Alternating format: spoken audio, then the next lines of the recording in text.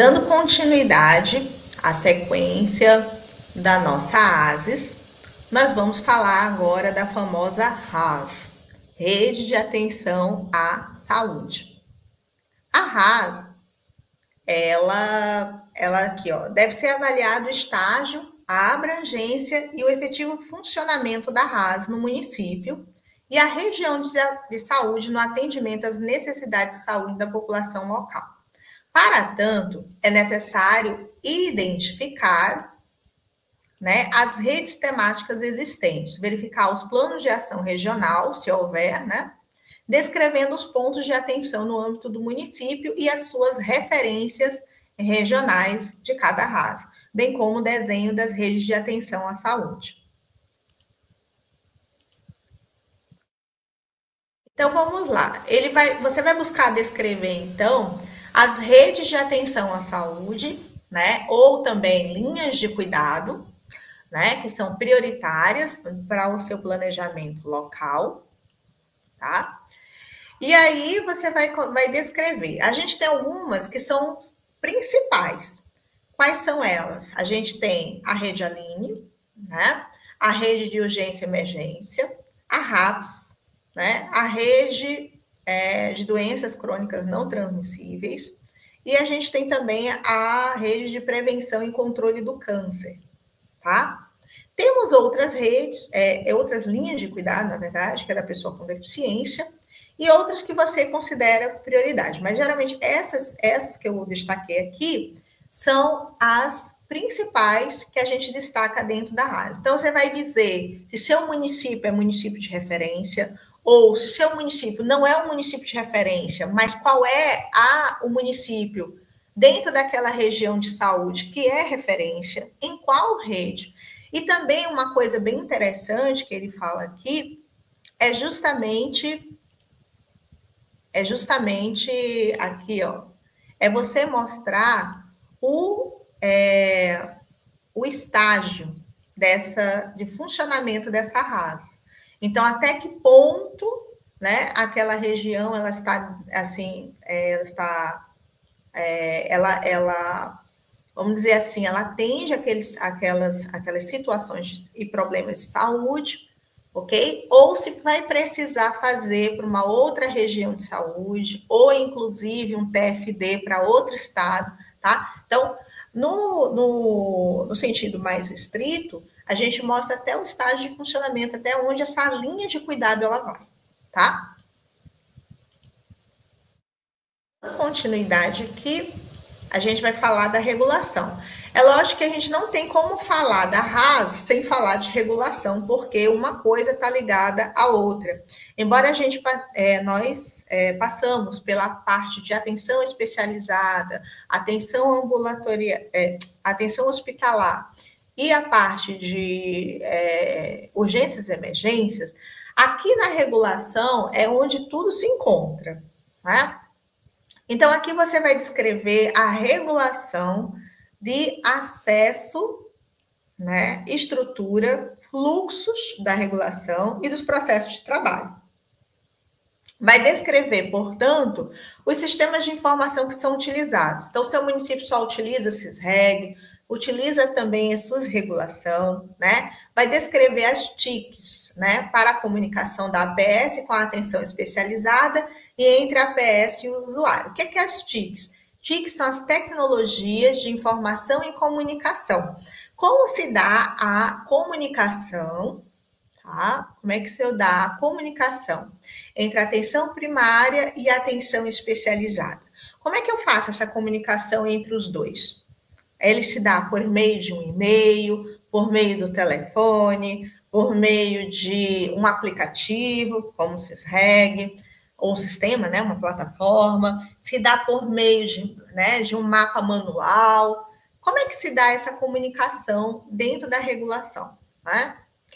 E entre a APS e o usuário? E entre a APS e o seu usuário? Vai se dar por meio do aplicativo Meu SUS Digital, vai se dar através de WhatsApp, vai ser comunicação presencial mesmo, vai lá o ACS ou alguém da equipe de saúde para informar pessoalmente, porque aquele usuário ele não tem acesso não utiliza, né, o WhatsApp, não utiliza, enfim, né, redes sociais, enfim, tá? Então, você vai explicar como funciona essa comunicação. E também descrever os fluxos nesses sistemas e TIC também. Então, os fluxos, não só os fluxos da regulação, mas também os fluxos que decorrem desses sistemas, né, dos sistemas e das tecnologias de comunicação, tá? E aí a gente tem para cá a regulação a regulação ela vai falar novamente, né? Descrever o funcionamento dos mapas e das planilhas de marcação e controle das consultas. Então, às vezes, você não utiliza um sistema digital, eu utilizo um sistema, vamos dizer assim, manual.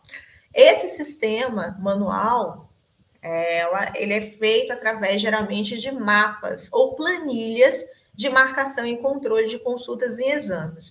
Então, você vai descrever o funcionamento para aquelas, vamos dizer, assim, um grupo de atendimentos,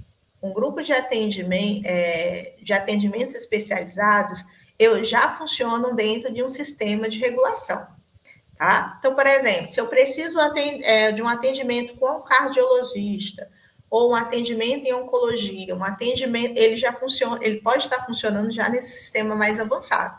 Mas pode haver alguns tipos de especialidades médicas que vai precisar de um outro sistema de comunicação e de marcação de consultas e controle, que pode ser através de mapas. Então, por exemplo, para eu marcar um neurologista, já é através de mapa. Se eu para marcar um psiquiatra, pode ser através de mapas, ok? E quem é o responsável por esse preenchimento? No caso, quem é o responsável pelo preenchimento dos mapas dentro da Secretaria de Saúde?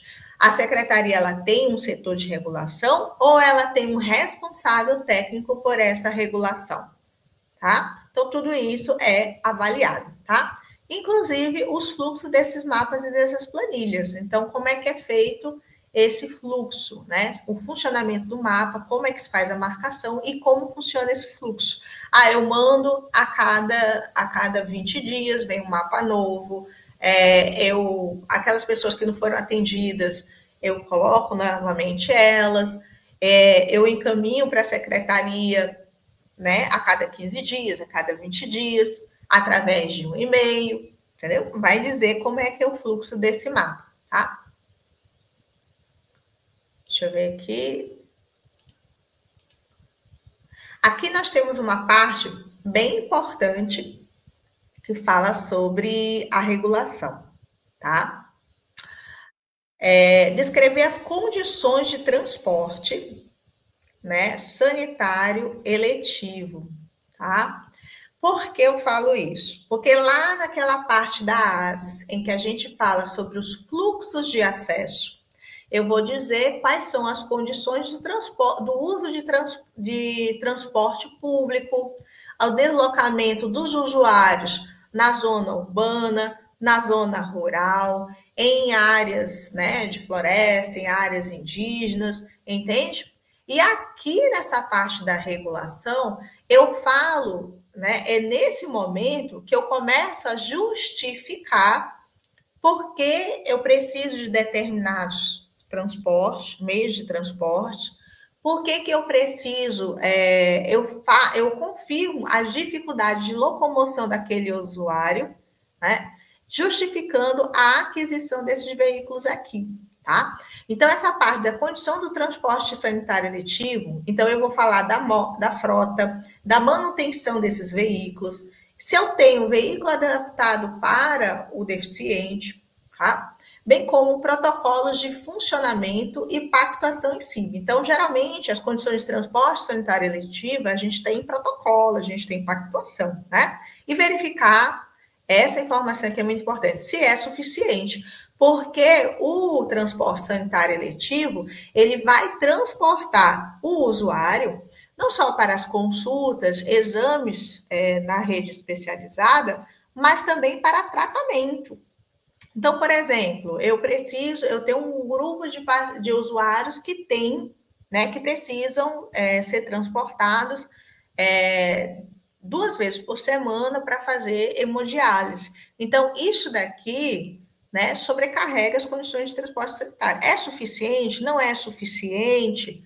Transporte, né, atender todas as necessidades do usuário ali, descrever as condições das ambulâncias, incluindo aqui as ambulâncias, se é suficiente para atender a demanda. Então, uma parte da urgência e emergência, eu falo sobre a questão das ambulâncias, da minha frota, do funcionamento, mas aqui na a gente não pode esquecer que a ambulância também é regulação. Então, eu falo se é suficiente ou não. Se vem aumentando, né, os registros, se a ambulância ela quebra, se eu preciso de mais ambulância, tá? Eu vou justamente dizer, é suficiente ou não para atender aquela demanda. Porque lá na frente, quando a gente for elaborar o nosso DOME, quando eu colocar aquisição de veículos, aquisição de ambulâncias, eu estou justificando ele com bases na ASES, nessa parte aqui da regulação, tá? Descrever o funcionamento também o quê? Da central de regulação, seja ela municipal ou estadual. Então, como é que essa central ela funciona? Então, é uma parte eu posso explicar lá na urgência e emergência, mas é interessante também falar aqui, né? Ou pelo menos repetir ela aqui na parte de regulação, porque essa central ela, né? É o principal para direcionar os casos, sejam eles agudos ou sejam eles, se precisa ou não, né, de atenção, de atendimento na especializada, tá? Para não sobrecarregar a especializada. No próximo vídeo a gente vai falar, então, dessa parte de ciência e tecnologia, tá bom?